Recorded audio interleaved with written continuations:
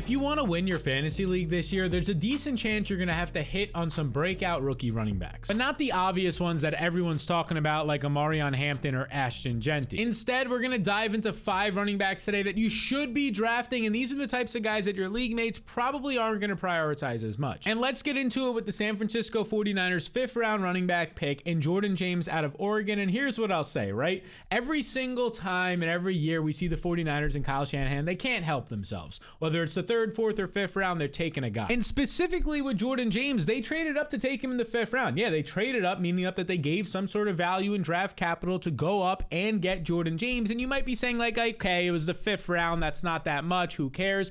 There's a specific reason why this matters for the 49ers. Because their former legend running back in Frank Gore was on their scouting team for the running backs. And he said that Jordan James was a guy he loved, a top 5 running back in this class. All right, so a little bit about James before we get into how he fits into this offense. In his final year at Oregon, I mean, the dude looked good. This was his first year not having to battle with Bucky Irving. He puts up over 1,200 rushing yards, right? The year before that, he was splitting a backfield with Bucky Irving for some time. 15 touchdowns, over 200 receiving yards. So this guy's going for nearly 1,800 total yards and 15 touchdowns. So there's a lot of questions. Why did he fall so far in the draft? I mean, there are some flaws to the game, but overall it was a loaded running back draft class. And most years, he's probably going as a 3rd or a 4th round pick, because this guy, last year, when he finally got the workhorse usage, he showed top tier vision and contact balance, kind of like Bucky Irving, and he didn't fumble the ball once. And he even showed up and produced in the big games. His first time playing Ohio State, they would go on to win the national championship. They were the number 2 ranked team at this time. He goes out there as 115 yards and a touchdown. He added a reception as well. In the Big Ten championship against Penn State, the number 4 team at the time, one of the most daunting run defenses in the league,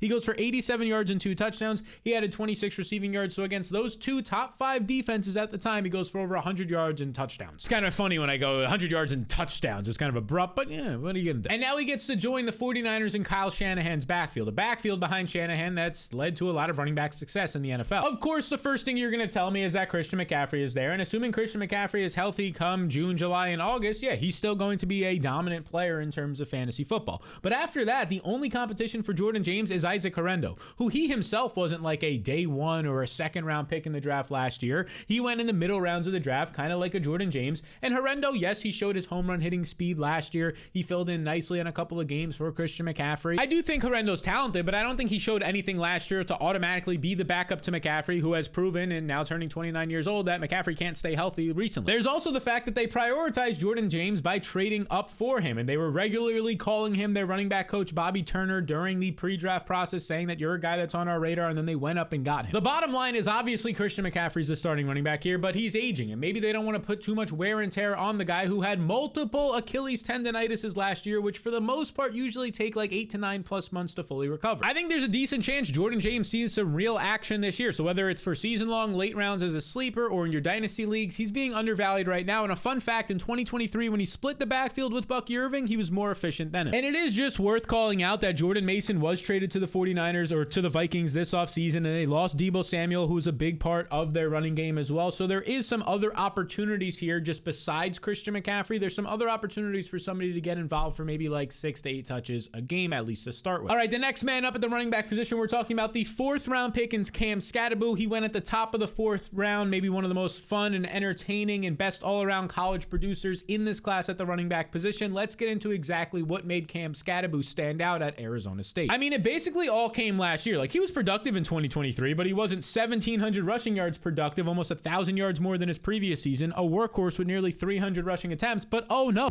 that's not all, because he comes out here with 45 catches, 605 receiving yards, which was 2nd in college football last year amongst running backs. He's 22 years old, an elite overall dual threat ability back, and even in the college football playoff, he throws a 42-yard touchdown pass as well. Everything was going right for Cam Skattebo last year. I mean, he was a monster in 2024. He was forcing a tackle on 30% of his carries. He was posting 3.9 yards after contact, and he finished 5th in the Heisman voting. Now, the biggest knock on the guy was that he ran a 4.65 40 time 4.71 if you kind of account that it was at his pro day, which is, I mean, as slow as it gets. But honestly, he doesn't lose a lot of that speed and explosiveness when it comes to in-game speed. You can see his explosiveness at the combine, the jumps, the broad jump, the vertical. 89 percentile is very good. This is player profiler. The higher up, the better. Top 10% basically of all time to attend the combine. So we know the speed's not going to be there, but it's also not like that's not his game. It's not there for guys like Kyren Williams either, right? That's not their game, long speed. So the Giants use 4th round capital right at the top of the 4th round, early day 3 capital on him, and he's joining a backfield that wasn't that good last year. Like, don't get me wrong, wrong. Tyron Tracy had his moments last year, but for the most part, this backfield ranked 30th in EPA, expected points added, that's efficiency, and 31st in success rate. There's only 32 teams in the NFL. So in efficiency and success rate, two very important, maybe the most important metrics for a backfield, they were bottom 3 in both of those. Now again, Tracy was good. He was explosive. There was like 1 or 2 games, especially on primetime, where he really stood out. So I think people think Tracy is better than he actually is. He was a rookie 5th round pick last year. So I understand the fact that people are going to say, oh, he was really good, they'll give him more touches.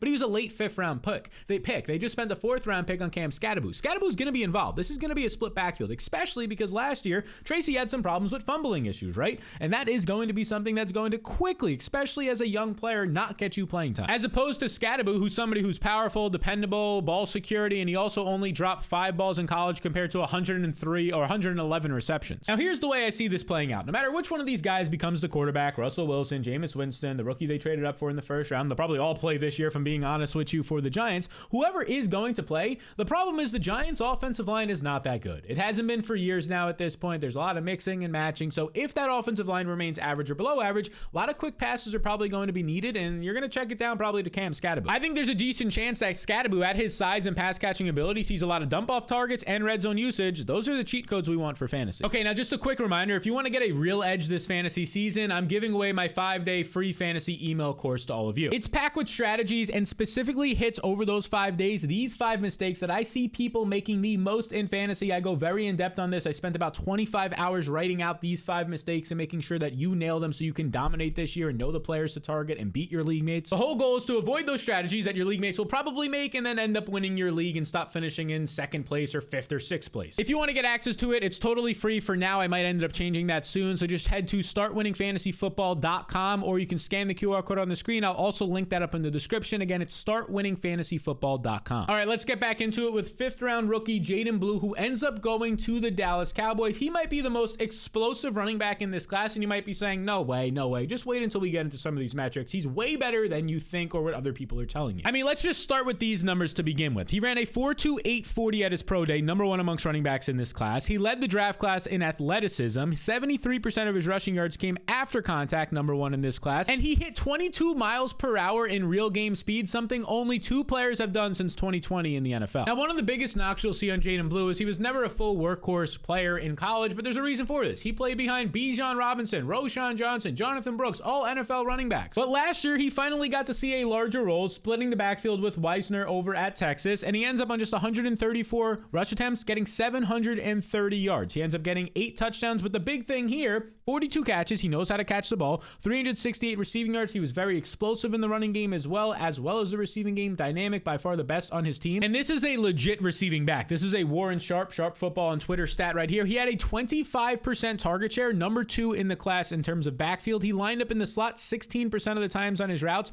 #1 in the class. So he knows how to run routes. Now he's a running back. He landed on a depth chart. We'll get into it in a second. That's wide open. He's going to be a running back first, but he has the playmaking ability to go line up and get put in motion. Now, speaking of this Cowboys backfield, here's what they did this offseason in terms of free agency. They ended up losing Rico Dowdle. They obviously don't have Ezekiel Elliott on this team anymore, so their backfield's completely wide open. They added in Miles Sanders. They added in Javonte Williams. In the draft, they go and they get Jaydon Blue, and they get a former quarterback / running back, Phil Maffa, in the 7th round. He's probably not going to be all that impactful to this team. So this is what we're looking at right now. We're looking at a 5th rounder, a Javonte Williams, and a Miles Sanders. I'm going to look at this right here. I think Javonte Williams has the leg up entering camp. Before his injury, he was a very talented and highly touted and early draft pick for the Denver Broncos. He can do a lot of things, Javonte Williams. He has the size to be a red zone back. He's a great pass catcher, top 10 in targets for the Broncos last year in receptions at the running back position. And also, well, he could pass protect. But he's been wildly inefficient since his injury, to the point last year where the Broncos were literally begging and allowing anybody to get carries over Javonte Williams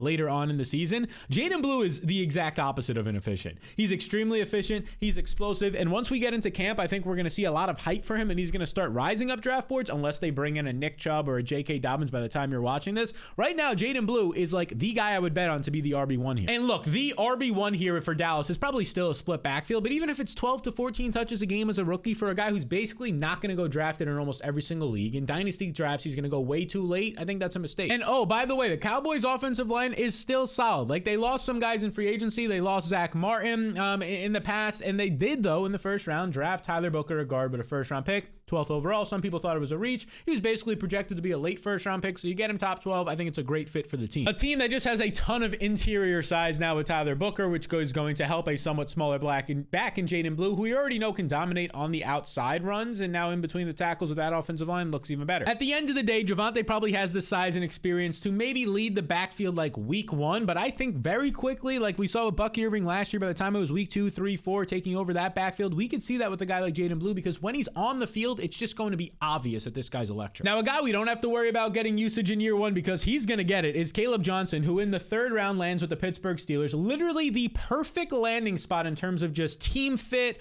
offensive coordinator, coaching fit, and really just the opportunities are there because he's going to directly replace Najee Harris, maybe 1-for-1. And let's keep in mind, they spent a 3rd round pick on him, but the Steelers only had a 1st round pick and then that 3rd round pick. They traded their 2nd round pick for DK Metcalf, so really this was the 2nd pick of the draft for Pittsburgh. That's how high they valued Caleb Johnson. Now here's what Caleb Johnson did last year. Honestly, he basically saved his entire career because of after what he did in 2023 with a different coaching staff and offensive scheme, just 463 rushing yards, he was never going to be an NFL player, let alone a 3rd round pick. Then in 2024, dominates, workhorse, 240 carries, over 1,500 rushing yards. He's averaging 6.4 yards per carry. You go over here, he actually adds 7 receptions his first 2 years, becomes more of a receiving threat, 22 catches, something that he stated in interviews that he worked on a lot. And over these 230 carries and 22 catches, 250 plus touches, 0 fumbles, ball security. They love that in the NFL. And a sneaky stat that I love about Caleb Johnson, he got better as the games went on. He averaged 5.8 yards per carry in the 4th quarter alone. That's like Derrick Henry-esque. So overall, this is a 6 foot, 225 pound workhorse back in my opinion. He ran a 4.57 40 time, which is above average for his size. So it's solid speed. We know that he's reached 22 miles per hour in a game, and he ranked 2nd in breakaway yardage last year. And he lands on a depth chart that is just absolutely wide open right now. Jaylen Warren was a restricted free agent. We know they like Jaylen Warren. We know he'll be involved. They signed Kenneth Gainwell. After that, you have Cordell Patterson, who's like 35 years old or something right now. It's going to be Caleb Johnson replacing Najee Harris. It looks pretty obvious right now. Like, this is a team last year that ranked top 10 in the NFL with 30 rush attempts per game, 127 rushing yards per game, and now they have 263 carries and 36 targets vacated from Najee Harris leaving. If you just go and search Josh Norris's tweets right here, if you've seen this clip already, this is them talking about how Caleb Johnson fits into the offense. They basically said, and the quote here from Mike Tomlin at the press conference here,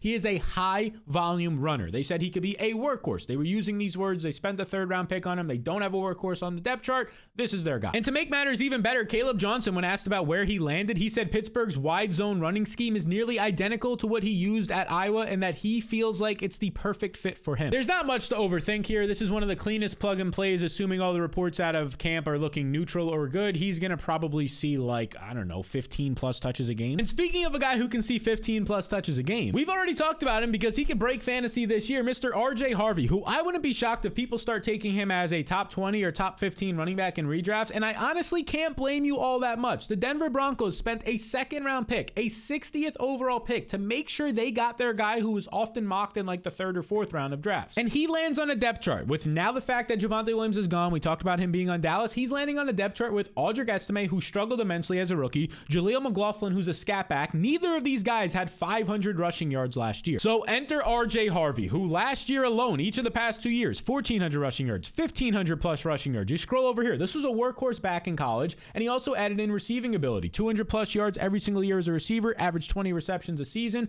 Last year alone, the dude had over 1,800 total yards. He had a 4.4 40 time. He shows his speed, decent enough size. He kind of checks a lot of boxes. In fact, I love these stats from Dan Brugler. Over the last 2 seasons, here are the ranks for RJ Harvey and Ashton Jeanty. Carries of 10 plus yards, Harvey had more, 5 more than Ashton Jeanty, who saw so many more carries overall. Carries of 20 plus yards, Harvey had the same amount despite less volume and less overall hype. Rushing touchdowns, Jeanty had 4 more. And the other thing I'll say, he led all of college football with a 21% explosive run rate. That's 10 plus yard runs. This guy is dynamic, exactly what the Broncos needed. And the best part about this is he landed with Sean Payton, and look at the other running backs that he's drafted according to Ryan Heath here on Twitter before the 3rd round. So 3rd, 2nd, or 1st round. Reggie Bush, he took 2nd overall. Mark Ingram, 28. So 1st round pick. Alvin Kamara and RJ Harvey. I mean, these are all great names to be next to. And let's look at Ian Hartit's tweet here, because these running backs, like a Reggie Bush, was top 5, top 10 in points per game. Okay, let's scroll down to some of those other names. Mark Ingram, 11th, 2nd, 10th. Alvin Kamara, you know how good he's been. 4th, 8th, 1st, 5th, right? These are the guys now that are going directly in correlation with when Sean Payton drafts a guy, he's usually right and he usually plays them him a ton. And this quote is going around. Josh Norris pulls it here, the post-draft press conference about Sean Payton. Once he realized, like, yeah, we're probably not going to get Ashton Jeanty, he spent 2 hours watching RJ Harvey, and he said,